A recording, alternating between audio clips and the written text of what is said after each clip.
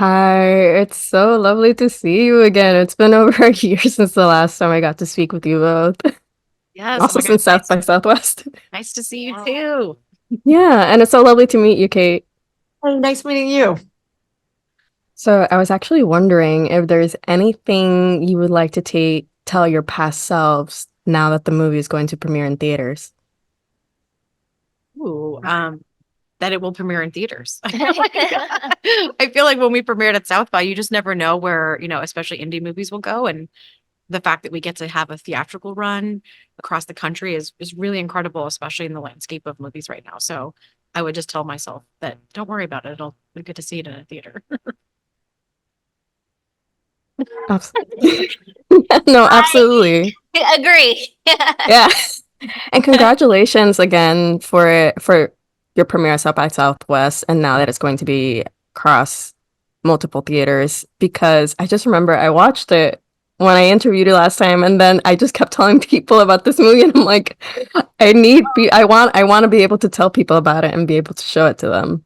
So I'm glad Yeah. it's happening. No, we're really excited, and the fact that Iconic bought it and is wanting to put it out in theaters means so much. Yeah. Actually, described as a dark comedy, The Prank is a fun thrill ride that I enjoyed even more this second time around. What can audiences expect from this film and your characters? Ooh. Um, that not only is it scary and a thriller, but there's also a lot of moments where there's a lot of humor involved. So that might be unexpected. Also, this movie is so relatable for anybody that's been in school or had a teacher, especially a teacher that was really tough or a tough lunch lady.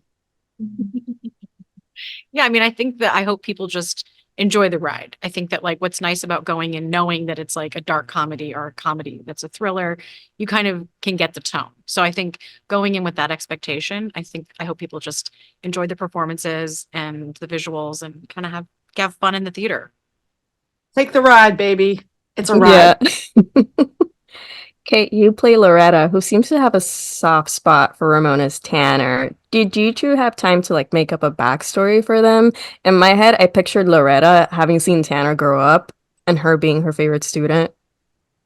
That's interesting. Yeah, I mean, I think, when you come, when indie movies are really, you have to, you got to hit the ground running. So when I do my research for or make my decisions about my character, my backstory, like I always hope that it matches. And yeah, I definitely feel like that was the writing was so good that there was some indications that that was the case. And yeah, this is again like these projects. When you do indie films, you have to love the process. You have to be willing to take out the trash. You can't be a diva. You have to be willing to, just go with the flow. And if things change, you got to run with it. So yeah, this is you're very smart. Yes. And actually, during my rewatch, I was reminded of Bill and Ted's Excellent Adventure. And I know during an interview you mentioned, Maureen, that you pay homage to a couple of your favorite genre movies. Are there any you could mention to us right now that kind of you took inspiration from? Yeah, I mean, I feel like I took inspiration from a lot of movies, like whether they were comedies or thrillers. But I mean, I grew up loving and watching all Alfred Hitchcock movies, and I also would like watch Alfred Hitchcock Presents as a kid on Nick at Night. So I feel like there's a lot of homages to that. There's some homages to shots from The Thing, but I also feel like the best friend kind of duo. I always loved Wayne's World, and Bill and Ted is fun, and so even movies like Heathers, a little bit of like to die for, a little bit of that satire, kind of fun, dark element.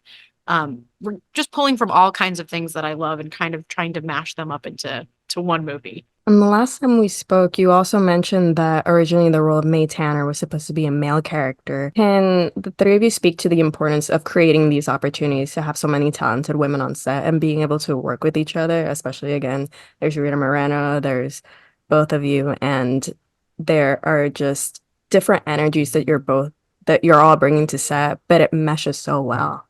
Yeah. I mean, I think one thing that was so important, it's really hard to believe that we haven't seen more movies where there are platonic best friends in movies. It's kind of mind blowing. So the fact that I even posted it, became a conversation, was like, well, will they be in love? Will there be an element? It's like, no, no, we all have friends like that. So, and when Ramona's tape came in, it was clear that it was Ramona. I mean, she's just so unique and so funny. And the same thing with Kate. It's like when you work with people that are inherently funny and you kind of get out of their way, you know, you let them do what they do best, and that you're kind of working and shaping just ideas. You're talking about ideas. And that's what I love, is just the bantering that we got to do about character. Yeah, and there's a certain level of comfort when you're on a set with a bunch of other women and not being like the standalone like female on set. So it provided like a feeling of just like safety and understanding. I agree. Thanks, Kate. Also, Kate, I love how Loretta, just towards the most climactic point of the film, is just like, I've seen worse I've seen worse things. I've seen things in my life. Well, I think, the lunch lady is more than you see, and she wields a lot of power. She really does. So don't piss off the lunch lady. You're not going to get what you need. And Absolutely. Their hand. yeah, I mean, it's like lunch is really, really, Yeah. really. I think also I grew up working in restaurants. I think anybody that is in charge of your food, yeah, don't piss them off. So true. Absolutely. And final question, if you could each describe this movie in one word, what would it be? I'll say one word. I can't give you one word.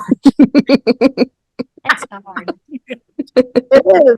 This movie's like it's like a pot of something delicious on the stove. You just keep tasting new things. It's Yeah. like a Long Island iced tea. There's a lot in there. It's gonna make you feel good. Yeah. I love that. It's a perfect way to end it. It was so lovely speaking with you both again. So lovely meeting you, Kate, and congrats.